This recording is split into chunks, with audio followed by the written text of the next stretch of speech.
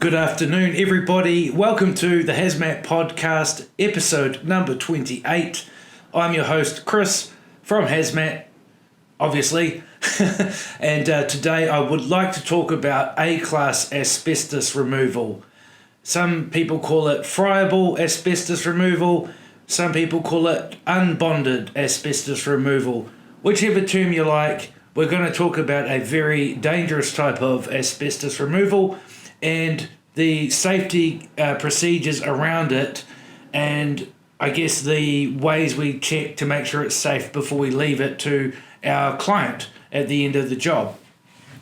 So what's the difference between, bonded and unbonded, or friable and non-friable, or A-class and B-class? One type of asbestos is very easily disturbed and gets airborne. The other type of asbestos generally is bonded, as they say, bonded or non-friable, meaning it's very difficult to get it to actually become airborne. If it's not airborne, then it's not as much of a risk. As far as we know, breathing in asbestos is dangerous for you and for your lungs, so the less that gets respirable or into the air, the better. I'll give you a couple of types of example for A-class asbestos removal.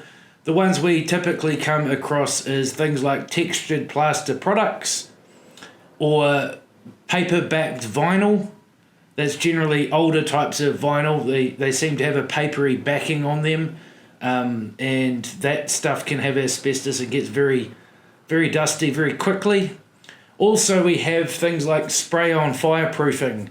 We've dealt with that a few times recently, where it's applied 50 or 70 years ago as a spray-on product for fireproofing to protect buildings, and when it's time to get rid of it, it's actually very friable or very unbonded, if you'd like to go that way, and it gets into the air, therefore you can breathe it in. So the biggest key to doing an A-class removal or an unbonded or friable, let's not go through this every time, I'll just refer to it as A-class, is controlling the air. So when our removalists come in and do the work, they know that the area that they're working in, that the air is under control. Therefore, the asbestos is not getting airborne, or if it is getting airborne, it's at a minimal level, and it's also not going out into the environment. That's the last thing that you want. So typically with a job, whether it's a paperback vinyl in a little toilet room, or it's a fireproof coating throughout a whole building or a factory, something like that, ideally the area needs to be sealed off first and foremost. And how we go about that is usually with plastic sheeting, sealed with tape, a very heavy duty tape, and sealed against all of the surfaces and entry-exit points, window cavities, door jams, all of that kind of thing. We seal off as much as we can to stop the air from flowing in and out of the work site. If the air can get out during the job, that means asbestos can get out. So we want to make sure everything's sealed off before we begin. So once we seal it off, we'll attach our decontamination facility. That's our way of getting in and out of the work area without actually bringing the asbestos out with us. That's basically it, really. Bringing the material, the removed material and the personnel out under control without disturbing the airflow too much, and without bringing things out into the environment, which again, we don't want that to happen. So we seal off the area. We call it, in the trade, we call it a bubble generally, or the other term is an enclosure. But if we have a room, say a small toilet floor or something like that, we will apply plastic sheeting to the walls, to the ceiling, to every other area that we need to make sure that the air can't get out of that room and that we don't leave any asbestos behind when we've finished the job. We attach our decontamination facility and we may need a separate one for our waste product. They call it a waste lock. But we make sure that anything that comes out of that area is able to be under control and cleaned appropriately and come out safely. So we have our enclosure. The next thing is we want to run it under negative air pressure. And so what I mean by that is at all times air is flowing through the removal zone. So fresh air comes in through the decontamination chamber. As soon as you open the door, air obviously comes in. We want a way of capturing that air and forcing it out. So we use a tool called a negative air pressure unit, or a neg air, negative pressure unit, which acts almost like a vacuum cleaner. So we'll have a negative air pressure unit within our working area.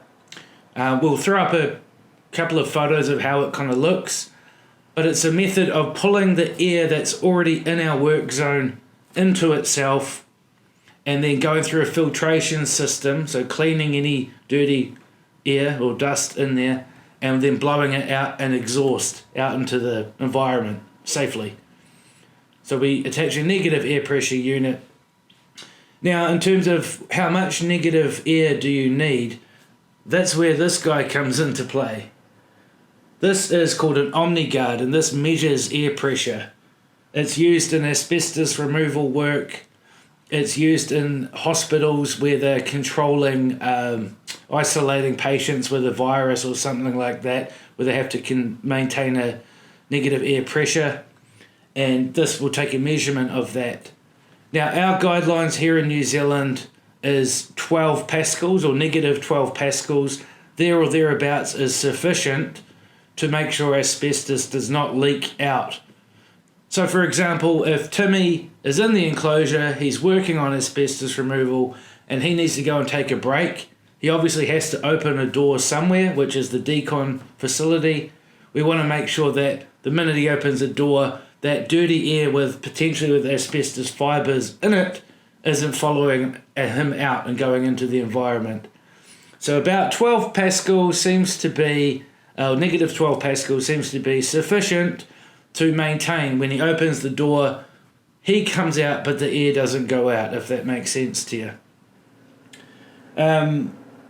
Now with the OmniGuard machine that we use, it has an alarm programmed into it. So if there's a problem with the air pressure, i.e. there's not enough negative air or there could be too much for some reason, there's an alarm set.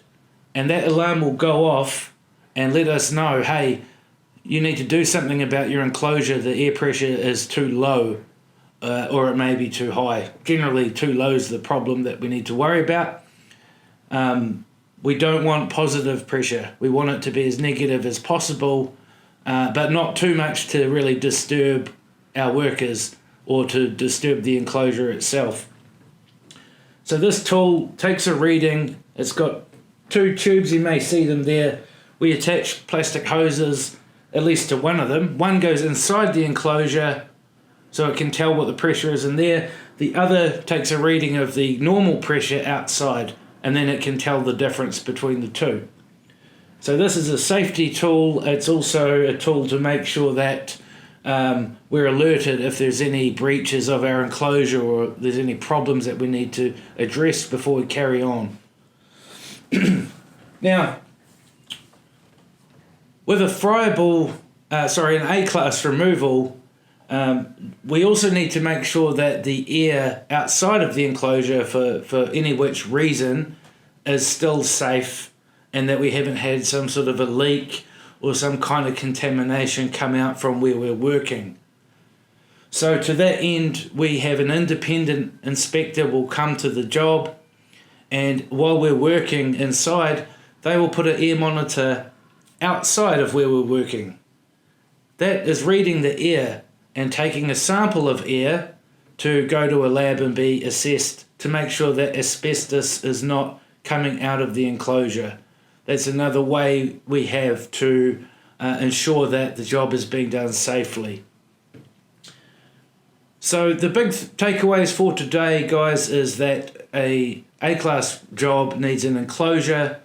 It needs to be run under negative air. While we're working, we have a background air monitoring system by an independent person, and that types of A-class removal are generally the ones that are friable or become airborne very easily. Now, I've got a follow-up episode to this. I don't want to go on for too long today because it's a big subject, but we will talk about how we actually get a clearance certificate for an A-class job, because that is a whole process on its own. Anyway, some of the differences there. That's an A-class removal. That's an enclosure. Thank you very much for joining in. I'm Chris from HazMat again, and we will see you next week with episode number 29. Thank you very much.